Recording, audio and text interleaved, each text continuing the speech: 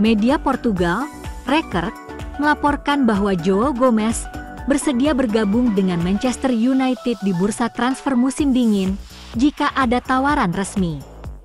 United telah memantau pemain Brasil berusia 24 tahun tersebut selama beberapa bulan, dan klub menganggapnya cocok dengan gaya bermain Amorim yang penuh energi. Wolves diperkirakan akan meminta sekitar 50 juta euro, biaya yang menurut United wajar. Terutama mengingat ia secara internal dianggap lebih terjangkau daripada Carlos Baleba dari Brighton atau Elliot Anderson dari Nottingham Forest. Sementara itu, Manchester United tak diragukan lagi akan menjadi salah satu dari banyak klub yang mempertimbangkan untuk mengaktifkan klausul pelepasan Antoine Semenyo di bulan Januari. Sang pemain bahkan dikabarkan tersedia dengan harga 65 juta euro musim dingin Januari 2026. Akan tetapi klausul tersebut harus diaktifkan pada tanggal tertentu di awal bursa transfer, menurut The Athletic. Manchester United sempat mempertimbangkan untuk merekrut Semenyo pada musim panas lalu sebelum akhirnya mendatangkan Matheus Cunha dan Bryan Mbeumo.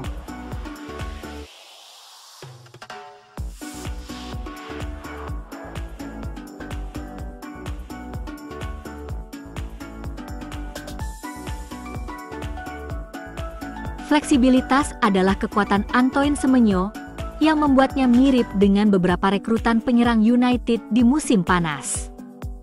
Pemain berusia 25 tahun ini dapat bermain di posisi manapun di lini depan, dan meskipun bertipe pemain sayap kanan alami, ia hampir sama seringnya bermain di sisi kiri untuk Bournemouth.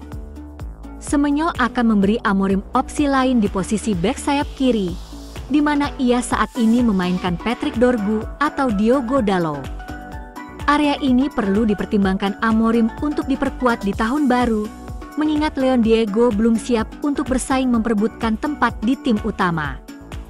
Amorim juga bisa memanfaatkan Semenyo sebagai salah satu pemain nomor 10 dalam formasi 3-4-2-1 favoritnya. Kecepatan dan kemampuannya mengolah bola akan terbukti menjadi aset berharga bersama Bryan Mbeumo atau Matheus Cunha. Peran lain yang bisa dimainkan Semenyo, yang pada akhirnya akan membuat United menjadi unit yang lebih fleksibel dalam menyerang, adalah sebagai striker. Bournemouth bisa mengandalkan Semenyo untuk menjadi pemain andalan mereka setelah kepergian Dominic Solanke pada tahun 2024, tetapi menggantikan penyerang mematikan itu di pertengahan musim akan menjadi tugas yang sulit bagi The Cherries. Bournemouth selalu bersikeras bahwa Antoine Semenyo tidak akan pergi pada bulan Januari, tetapi sumber yang dekat dengan sang pemain mengonfirmasi bahwa ia memiliki klausul pelepasan sebesar 65 juta pound. The Cherries akan menuntut pembayaran penuh, tetapi mereka tidak akan bisa menghentikannya jika ada yang melakukannya.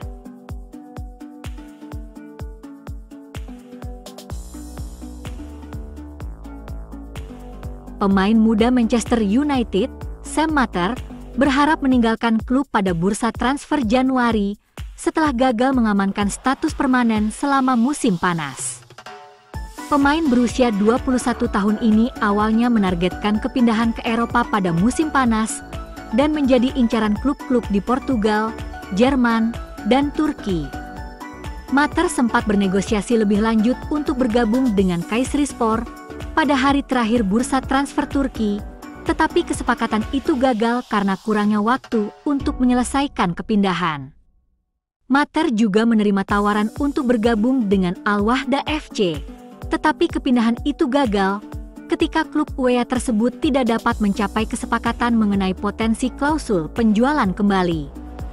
United telah menjadikan klausul pembelian kembali dan penjualan kembali sebagai praktik umum dalam penjualan produk-produk pemain muda untuk melindungi kepentingan jangka panjang mereka. Mater masih menyusun rencana untuk hengkang menjelang bursa transfer Januari setelah ia kembali bergabung dengan tim U21. Pemain sayap muda ini baru tampil 4 kali di Premier League 2 musim ini, hanya 2 kali sejak bursa transfer ditutup. Sam Mater adalah pemain sayap serba bisa yang merupakan jebolan akademi klub masa kecilnya, Manchester United. Penyerang kelahiran Salford ini merupakan bagian dari skuad yang memenangkan Piala FA Youth pada tahun 2022 bersama dengan pemain-pemain seperti Kobbie Mainoo dan Alejandro Garnacho.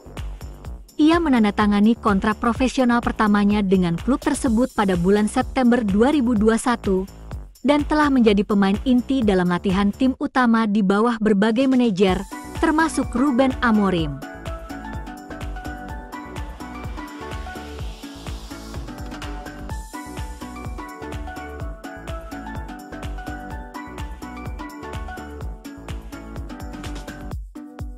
Unai Emery mengklarifikasi bahwa keputusan menarik keluar Jadon Sancho yang baru masuk sebagai pengganti didasari oleh kekhawatiran kebugaran. Itu mengingat Sancho baru bermain 67 menit di Eropa beberapa hari sebelumnya. Namun, tampaknya ia adalah bagian dari tim lapis kedua Villa dengan kabar terbaru yang kini bermunculan mengenai masa depannya di Old Trafford dan 3 klub yang berpotensi jadi peminat tahun depan. Sancho menandatangani kontrak berdurasi 5 tahun ketika ia pindah dari Borussia Dortmund ke United pada tahun 2021, yang berarti kontraknya akan berakhir dalam waktu sekitar 6 bulan.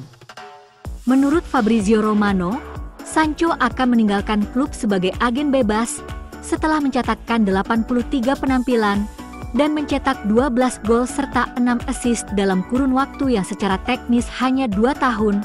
Mengingat masa peminjamannya di tempat lain, United akan lega melepas gajinya yang besar.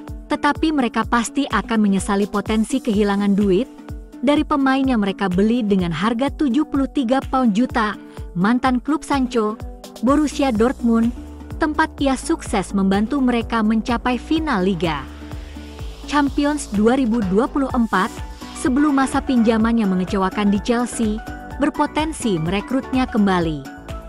Meskipun Emery menghargai Sancho, masih belum pasti apakah ia berencana untuk mempermanenkannya.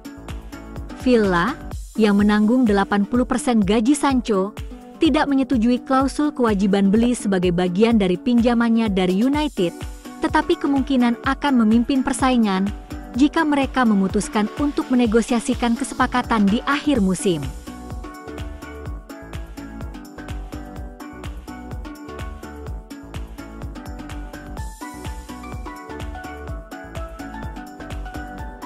Untuk pertama kalinya dalam beberapa tahun, penggunaan sistem pinjaman Manchester United berhasil, dan Jonny Evans seharusnya mencari beberapa pemain lain untuk dipinjamkan pada bulan Januari.